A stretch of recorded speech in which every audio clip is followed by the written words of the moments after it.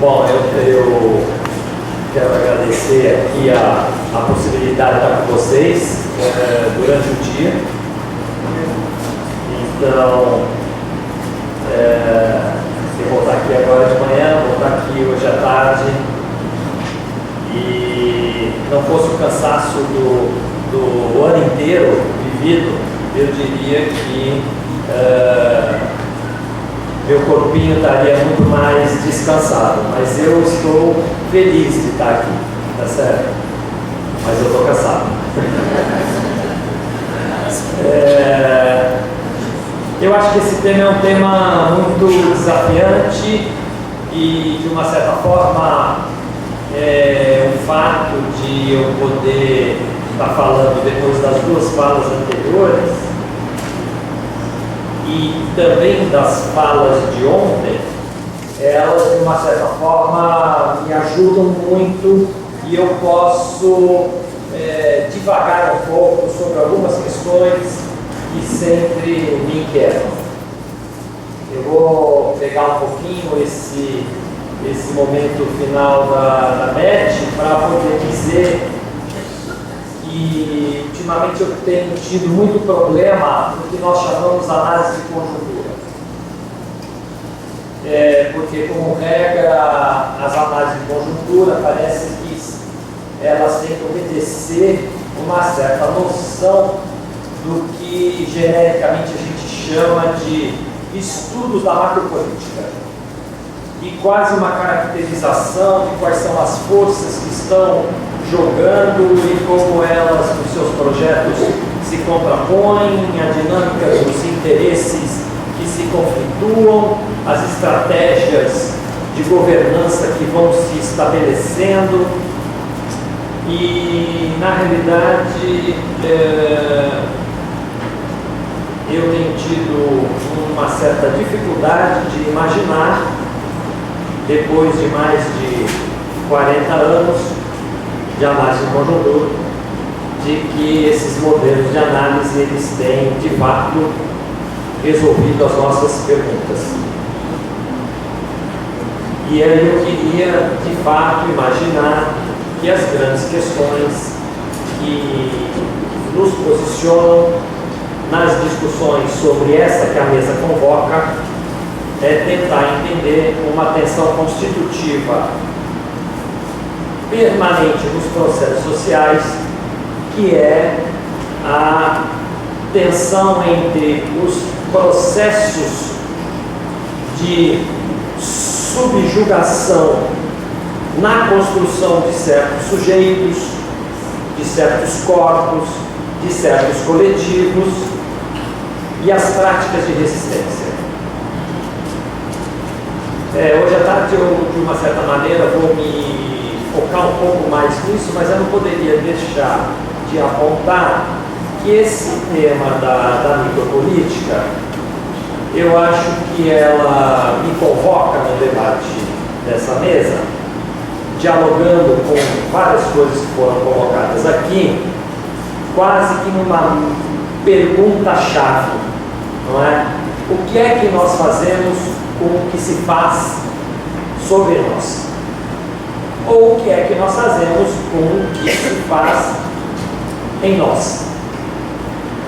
Eu acho que esse tema, e em especial o plano do cuidado e do trabalho em saúde, ele tem sido um tema de preocupação de muita gente e eu me coloco como uma das pessoas que também tem tomado isso como uma questão central. E o trabalhador, mas não só o trabalhador, tem sido um elemento chave para pensar isso. Quando Beth começa a falar do tema da gestão, e ela fala, a gestão não é um lugar. Na realidade, ela faz uma convocatória que muito me agrada, que é a ideia de que é impossível a gente pensar qualquer composição do mundo do trabalho sem levar em consideração que todos são gestores.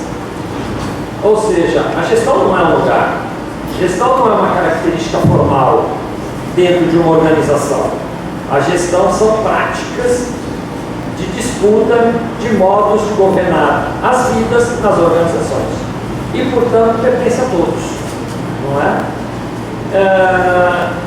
Nesta questão, o tema da tensão entre os processos e as estratégias para governar os outros e os processos e as estratégias de governar a si são constitutivas desse mundo. Elas não são aversões, ou elas não são situações excepcionais. Na realidade, elas são constitutivas. É impossível pensar no mundo do trabalho ou pensar o lugar do trabalhador sem você pensar essa tensão constitutiva. O trabalhador, ele é, de um certo ponto de vista, olhado como recurso para uma certa aposta dentro da organização. De outro lado, ele é um governante. Ou seja, o trabalhador é um ponto de tensão constitutiva exatamente nesta questão. No mundo do trabalho, os trabalhadores o tempo inteiro estão situados em eixos de força que o tentam enquadrar sobre certas direcionalidades do seu fazer. De outro lado, ele é um governante de si e ele é um governante também de outras direcionalidades. Esta é uma constitutividade no mundo do trabalho. E, portanto, uma análise de conjuntura que não consiga perceber este processo, ela, de uma certa forma, ela faz um recorte em relação à realidade, como se a realidade pudesse ser dividida entre macropolítica e micropolítica. E isso não é possível, não é? Não é possível. Eu me encanto muito com uma frase que um filósofo posiciona há bastante tempo, dizendo que a máquina desejante engancha nos determinantes. Essa frase é uma frase interessante, porque, de uma certa maneira, esse filósofo está fazendo uma grande provocação, não é? Ele diz, se considerarmos que o mundo do cotidiano é determinado por forças que estão atuando sobre ele, na realidade seria impossível a gente acompanhar a tessitura do cotidiano se nós não pudéssemos nos aproximar do modo como as máquinas desejantes se engancham na construção de si como força protagonista. Isso quer dizer que este ponto que nós estamos tratando aqui, que é o ponto do mundo do trabalho, mas olhando em específico para o trabalhador, significaria, numa análise de conjuntura, a gente tentar ir refletindo sobre como é que essa multidão, trabalhadores do campo da saúde, vem tecendo com seu protagonismo a construção cotidiana no mundo do trabalho daquilo que é o sentido mais íntimo do seu lugar, que é o campo da produção do cuidado. Qualquer análise de conjuntura teria que tratar dessa tessitura cotidiana. e não fazer uma separabilidade entre o mundo da macro e o mundo da micro. É como se nós pudéssemos, aí sim, do ponto de vista de um outro pensador, dizendo que todas as regras constitutivas de um certo ordenamento histórico, social, se atualiza nos atos dos seus protagonistas. Ou seja, não há nada no plano macro que vai se tornar relevante se ele não for atualizado no campo da intervenção das forças que o constituem. E aí, esta é a pergunta para o tema do trabalhador. Como é mesmo que o trabalhador atualiza no seu agir essa grande questão que nós estamos aqui genericamente chamando de as ameaças do SUS? E exatamente por isso, eu gostaria de construir uma imagem ao contrário. Eu gostaria de construir a imagem de que neste nosso país, que tem toda uma construção em torno deste campo de política, a gente poderia também falar, em vez de ameaça no SUS, de fazer uma discussão do que é que o SUS ameaça. E por que o SUS, como um campo desta tensão de uma intervenção protagonista de uma multidão de trabalhadores, também é um território que ameaça. E por ameaçar, ele também sofre intervenções sobre o que é que ele ameaça. E aqui eu queria colocar que isso é um componente constitutivo num território que se atualiza a ação no mundo do trabalho de cada um dos seus protagonistas, ou seja, os trabalhadores e todos que aí compõem a intervenção cotidiana da produção do cuidado.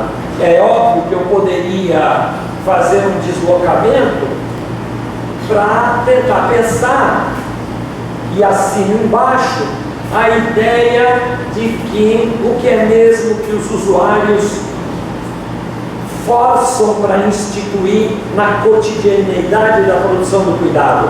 Afinal de contas, qual é a vista do ponto de vista dos usuários quando eles ocupam esse território? Isso é um elemento interessante da gente poder pensar, não é? Porque se há algo que caracteriza essa possível multidão que se constitui em vários coletivos, porque talvez a melhor forma de falar dos usuários é dizer que isso também é uma multidão, seria a ideia de que eles de fato se acercam deste mundo do trabalho para usá-lo.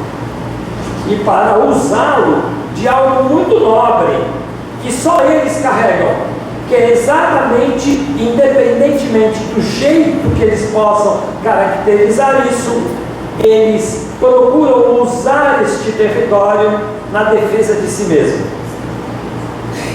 Então, se há alguma coisa, e é muita arrogância nossa, imediatamente tentar descaracterizar o usuário ao dizer que os usuários se enganam quando se acercam deste mundo do trabalho para demandar certas coisas, na qual a gente já estabelece um mecanismo de julgamento que existiriam usuários, e aqui eu não estou brincando com o conceito do jainismo, que eu também respeito, mas que existiriam usuários mais cidadãos e usuários que não têm tanta consciência disso, porque seriam mais consumidores, não é?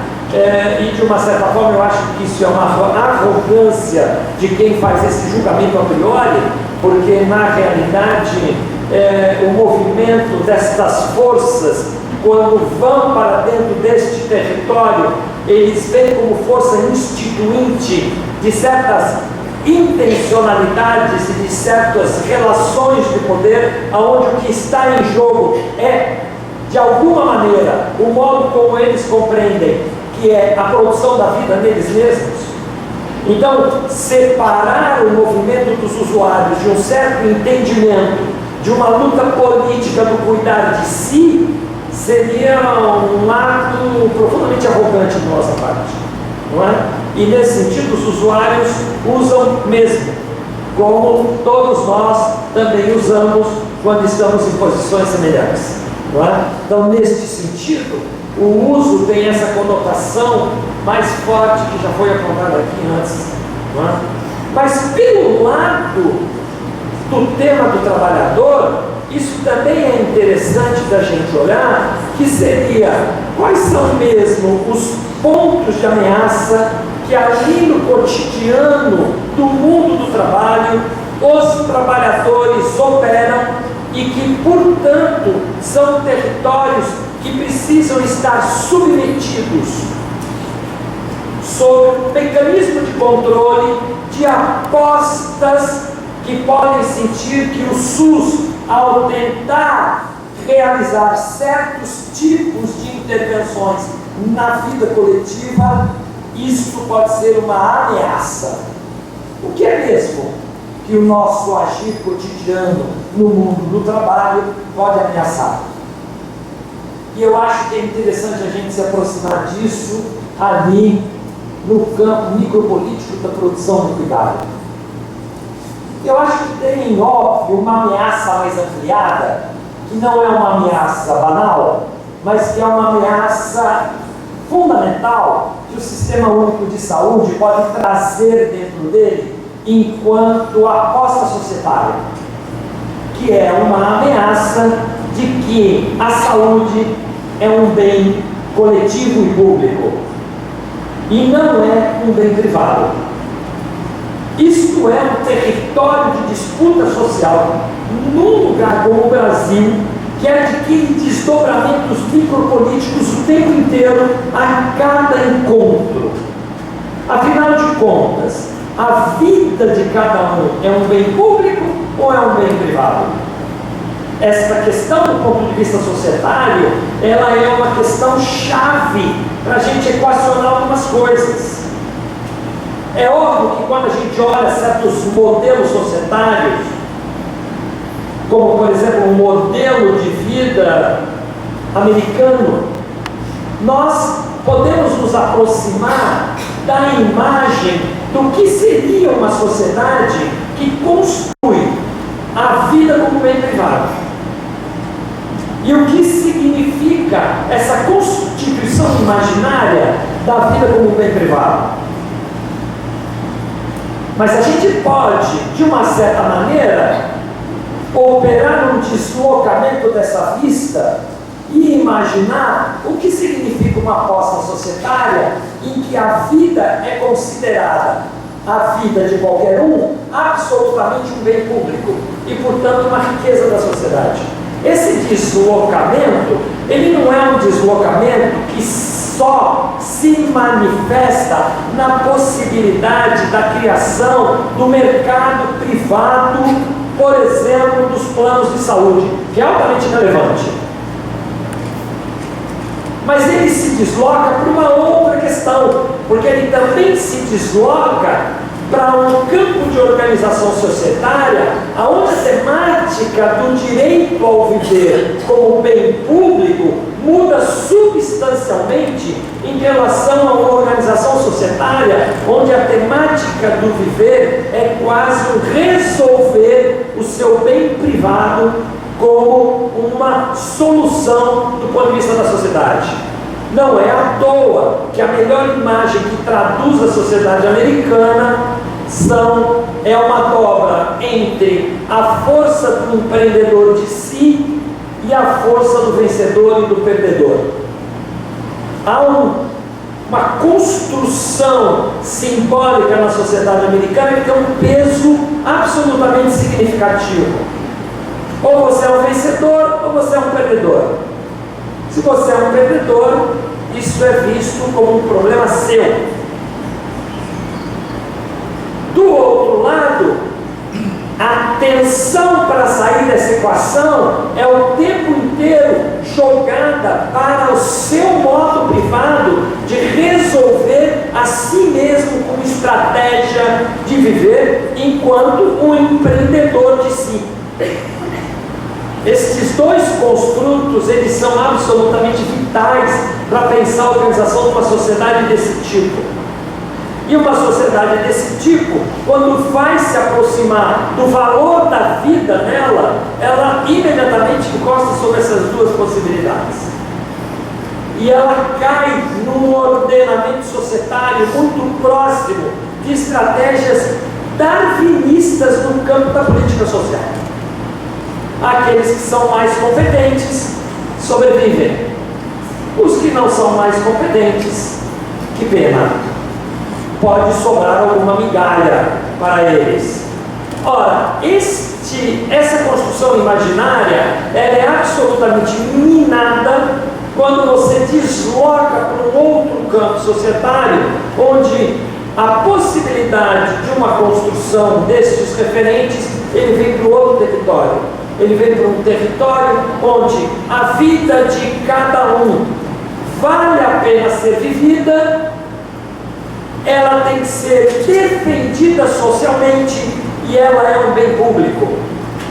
Ela é um bem social, ela faz parte da riqueza societária. Ora, o Sistema Único de Saúde é um sistema que nasce para enfrentar essa encruzilhada.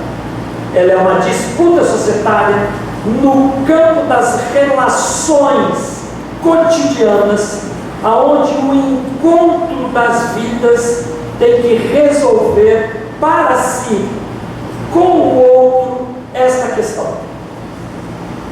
E nós sabemos, no campo da política de saúde, no plano das organizações públicas e privadas, que o único cenário que abre para que essa disputa se explicite é o cenário das organizações que se ordenam na construção do Sistema Único de Saúde.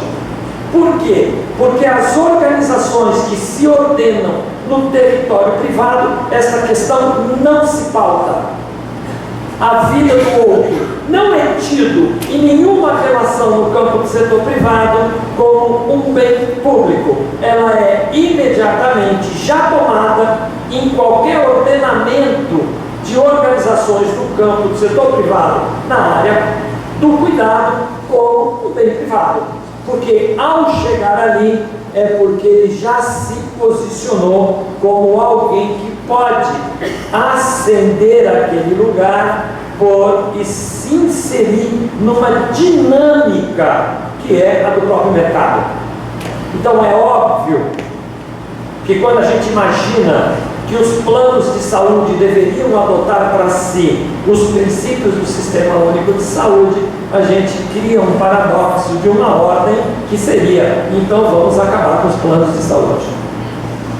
Por quê? Porque eles não trabalham com esse paradoxo. O paradoxo da tensão, se a vida do outro é um bem público, uma riqueza societária, ou se é uma vida que não vale a pena, ela só vai ser equacionada como tensão no ato de cuidar exatamente no contexto da aposta organizacional do mundo do trabalho que o Sistema Único de Saúde ordena. E aí é nesse território que essa ameaça se expressa integralmente. E, portanto, é neste território que o SUS se torna uma ameaça. Porque o SUS pode ser um território no qual nós, no cotidiano do nosso trabalho, podemos implicar o nosso trabalho vivo com a vida de qualquer um. E implicar o nosso trabalho vivo com a vida de qualquer um é fazer uma disputa política na sociedade brasileira da maior grandeza. E em especial porque a sociedade brasileira é uma sociedade que teve e tem uma dificuldade, inclusive histórica, de reconhecer que a vida de qualquer um vale a pena. Isso quer dizer que o Sistema Único de Saúde, em relação à sua cotidianidade, na tensão do agir micropolítico do trabalhador de saúde, expressa e pede para que esse trabalhador tome uma decisão ético-política da maior grandeza.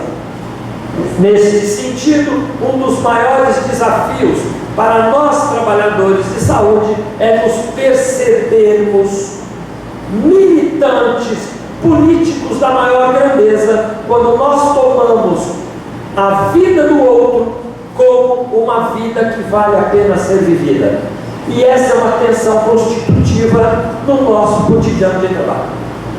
Nessa direcionalidade, o SUS, se realizar-se plenamente, ele é uma ameaça para vários setores da sociedade brasileira. Ele é uma ameaça, porque de uma certa maneira, ele coloca em xeque exatamente toda outra conformação de práticas societárias cotidianas que tomam que a vida do outro ou não é qualquer vida que vale a pena. Então esse é um elemento que pertence exatamente à cotidianidade do mundo do trabalho. Não basta a gente ter leis ou definições de regras que ocupem uma modalidade que não se atualizem. E a atualização de qualquer regra ou de qualquer modalidade na sua existência se faz no ato micropolítico da existência nos encontros, por exemplo, no mundo do trabalho, na produção do cuidado. Isso quer dizer que a produção do cuidado é um território de luta da grande política, não são os partidos políticos. Os partidos políticos não são os territórios da luta da grande política. E eu não estou aqui querendo jogar partido político fora. Eu estou simplesmente dizendo de que a gente faz inversões de referente. Quando a gente considera que o nosso ato enquanto trabalhador no cotidiano, na prática de cuidado, não é um ato político. E eu diria que o nosso ato enquanto trabalhador no cotidiano, na prática de cuidado, é um posicionamento ético em relação à produção da vida na nossa sociedade como princípio fundante. Nessa direção, a prática de cuidado, ela não é uma prática orientada por saberes técnicos e científicos. Ela é uma prática orientada por um posicionamento político sobre o valor das vidas. E nesse sentido, os saberes se colocam como coadjuvante.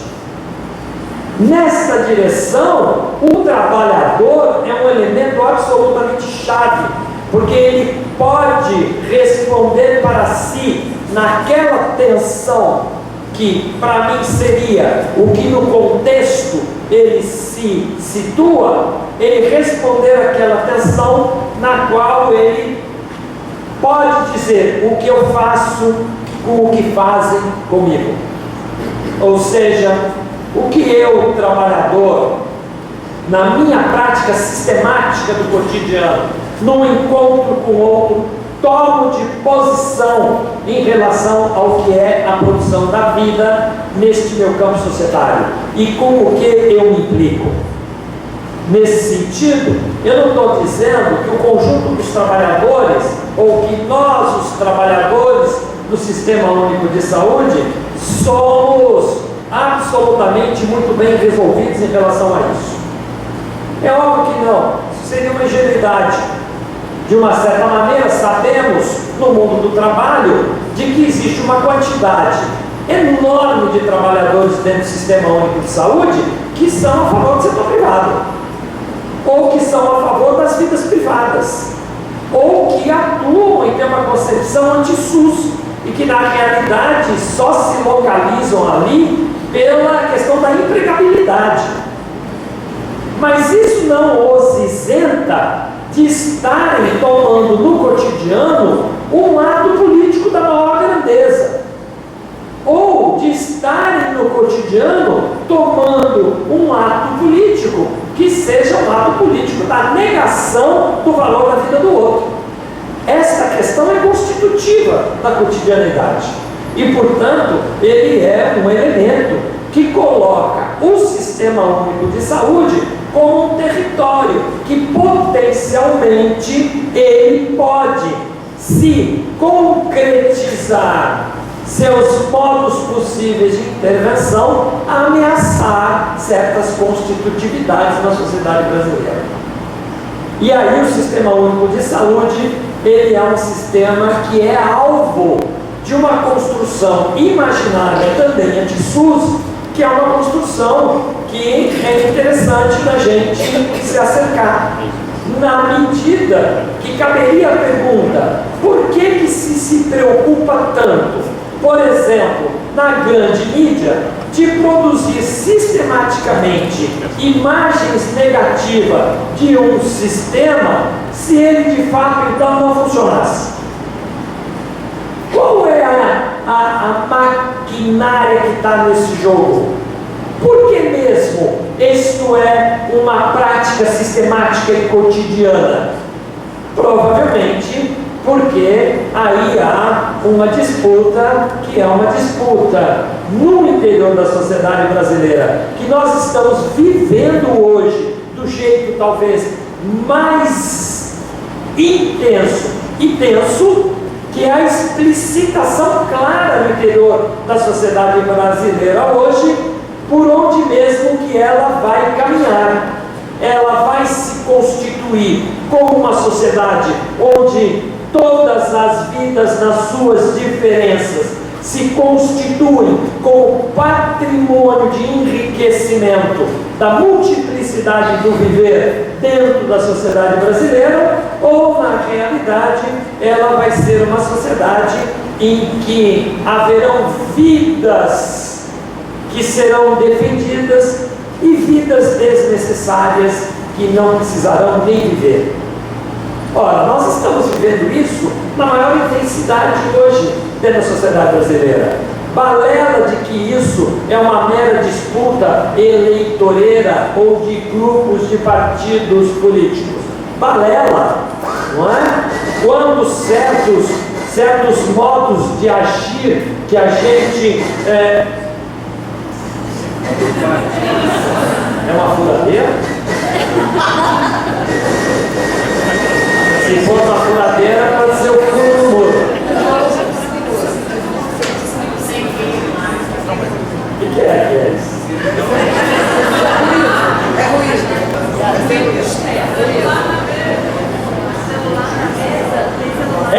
Esta disputa ela é tão significativa no plano imaginário que, de fato, certos setores gastam muito para mantê-la sob uma certa perspectiva, não é? Uma certa perspectiva que tenta constituir o agir público como um agir absolutamente incompetente, ou que tenta constituir imaginariamente que nem todas as vidas são assim tão relevantes e coisas desse tipo. Então, quando eu puxo a ideia de que uma das ameaças fundamentais que o SUS pode estar convivendo é a ameaça que ele produz, e que ele produz exatamente neste lugar da cotidianeidade do mundo do trabalho, onde ele se efetiva, ao qual nós, trabalhadores, podemos falar sobre isso com o nosso agir, não é? A gente pode se aproximar de alguns elementos que foram fundamentais e que foram colocados aqui nas falas anteriores, que é até que ponto certas características que são tomadas como características evidentemente problemáticas para o sistema único, e eu diria que, sem dúvida nenhuma, elas não deixam de ser problemáticas, como, por exemplo, esse tema da precarização, como esse tema todo que opera na cotidianeidade, na organização do mundo do trabalho, mas o quanto isso, ele de uma certa forma, ele pode gerar na imagem do trabalhador uma perspectiva de que nós, trabalhadores na cotidianidade, podemos nos lançar para um espaço de discursividade, que é o espaço da discursividade da vítima e não o espaço da discursividade do protagonista. Eu acho que essa tensão foi, de uma certa forma, colocada aqui nessas falas, e eu acho que ela é um elemento fundamental sobre o qual a gente tem que pensar hoje, inclusive na produção muito imaginária contemporânea do Ocidente. Eu acho que a gente vive de diferentes maneiras uma intensificação do discurso da vítima. E acho que essa intensificação do discurso da vítima, ela vem ocupando um lugar imaginário em vários territórios. É impossível a gente não pegar, por exemplo, a tensão que existe e o conflito que vai se estabelecer, inclusive em torno desses temas tipo dos atentados ou da ameaça ou coisa desse tipo, e de que maneira o discurso da vítima respalda uma certa perspectiva de certos coletivos de se posicionarem num lugar que seria um lugar aparentemente da não ação. Beth abre dizendo assim: olha, é possível às vezes, numa certa forma de análise, que a gente opere uma compreensão que nos deprima a tal ponto que a gente pode não se ver como potência na intervenção. Eu acho que isso é um elemento significativo para a gente também desdobrar como um elemento fundamental na nossa discussão da temática, aonde o Sistema Único de Saúde se posiciona, e esse tema da questão das ameaças. Talvez, e eu concordo com isso, uma das estratégias que aparentemente, e aí não tem jeito, porque eu acho que isso a gente tem que refletir, uma das estratégias que aparentemente o próprio movimento mais organizado dos trabalhadores tem gerado, às vezes são estratégias nessa direção. Nós da Universidade Federal ficamos muito tempo em greve, não vou nem falar do SUS, vou falar de nós mesmos, não é? Nós ficamos aí meses em greve, não é?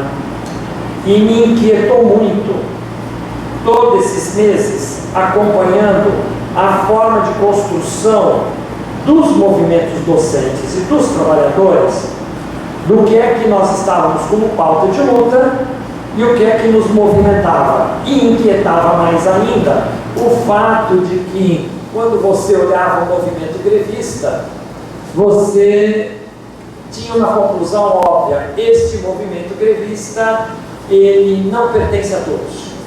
Ou seja, podemos estar parados, mas nós não somos protagonistas. E quando eu me aproximava da discussão de quais eram as pautas, sempre me inquietava uma ausência na discussão do movimento grevista dentro da universidade. Em momento nenhum, de uma forma radical, que me interessa muito, o movimento docente colocou em xeque a si mesmo como praticante cotidiano do processo formativo.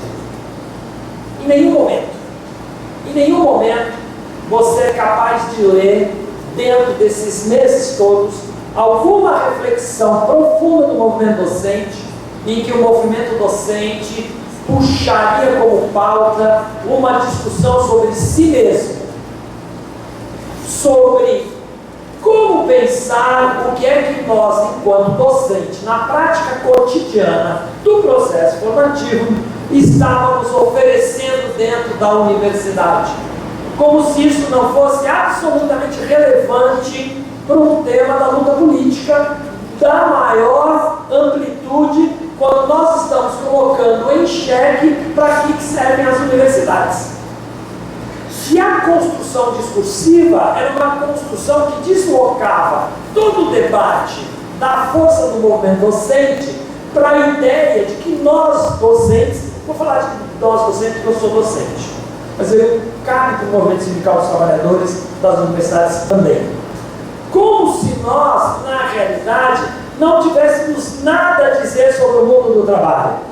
Como, na realidade, o mundo do trabalho, para nós, fosse simplesmente postos de trabalho, modos de ocupação dos postos de trabalho e certas empregabilidades e a carreira vinculada a isso. Ou seja, o mundo do trabalho tratado sobre essa ótica, não é? E não o trabalho tratado sobre a outra ótica que também aqui já apareceu. Ora, quando o movimento docente faz uma elaboração discursiva dessa ordem, e nas centenas e centenas de páginas de texto que produziu, vocês podem procurar, se vocês encontrarem alguma coisa, falam que eu não li, tá? Você não encontrar absolutamente nenhuma reflexão que tomasse a seguinte discussão: o que nós docentes produzimos no cotidiano, nas nossas práticas como docentes? Não havia nada disso dentro da cena. Ou seja, nós não entendíamos ou não entendemos no movimento que a temática do trabalho era uma temática que tratava muito além do que nós estávamos construindo como o discurso da greve. E que, de uma certa maneira, talvez a greve fosse uma oportunidade que abria uma janela para a gente colocar em discussão a invenção da própria universidade. Ou seja, nós não reconhecemos, em meses de greve, que a universidade deve ser inventada de novo.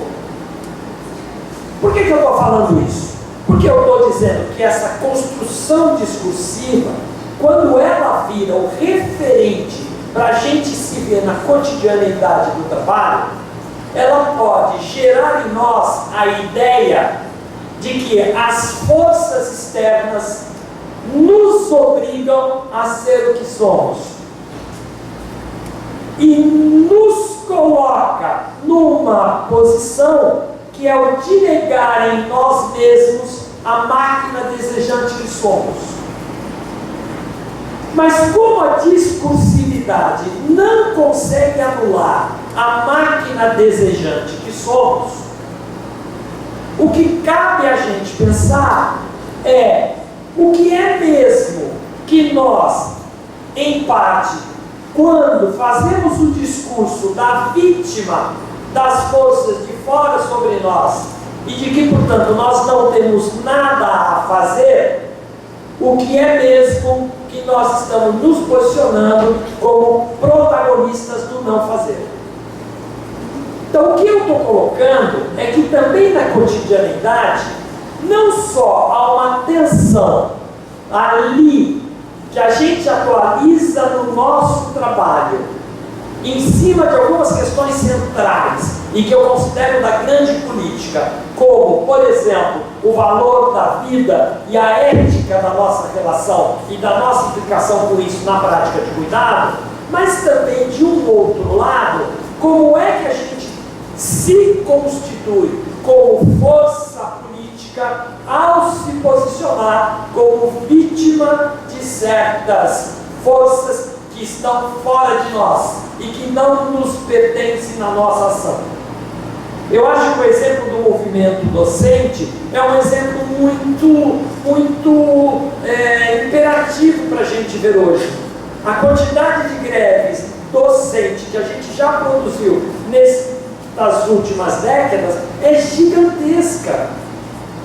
E os docentes não mudam 1 milímetro suas práticas quando voltam das greves. Eles voltam para a sala de aula fazendo as mesmíssimas coisas. Isso também é um elemento da grande política, ao revés da outra.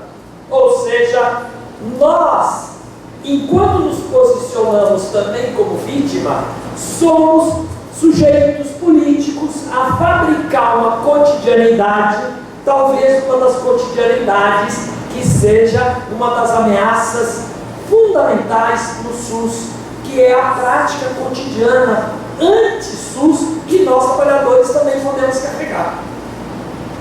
Então, Para eu fechar, eu estou criando um paradoxo aqui na elaboração, que é o seguinte: nós trabalhadores, no nosso agir cotidiano, fazemos a grande política quando nós, no nosso ato, no encontro com a vida do outro, nos implicamos que a vida do outro é um bem maior do ponto de vista societário e que qualquer vida vale a pena. Mas nós, trabalhadores, quando nos posicionamos como vítima e fazemos a não ação nesta direção, nós também estamos fazendo política, e estamos fazendo uma política exatamente ao contrário, uma política anti-SUS. Essa tensão é uma tensão que nos pertence. E aí nós, trabalhadores, não temos trégua. Isto é uma questão para nós, não é uma questão para os outros. Nós, trabalhadores, é que temos que resolver esta questão. Qual é a mesma política que queremos fazer ali no cotidiano? E podemos recusar certos lugares como vítima? Podemos nos constituir como protagonista de uma vida que seja encarada como riqueza no plano social? Isso não pertence aos outros, é mercado coletivo, e é ali no cotidiano que a gente responde com a nossa intervenção a essa encruzilhada.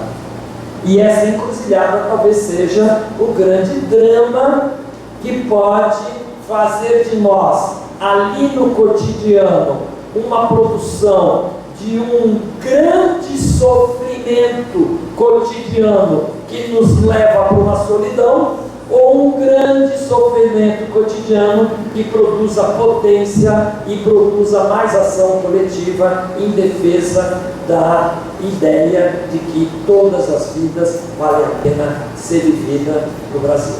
É isso.